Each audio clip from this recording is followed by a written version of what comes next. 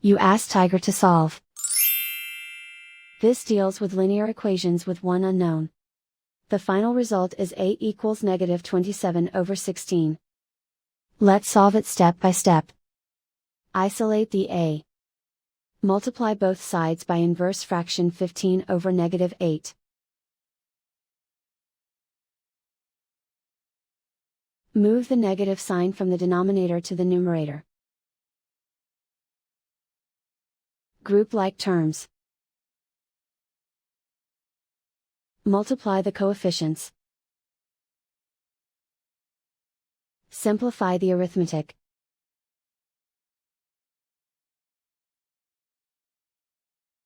Move the negative sign from the denominator to the numerator. Multiply the fractions. Simplify the arithmetic.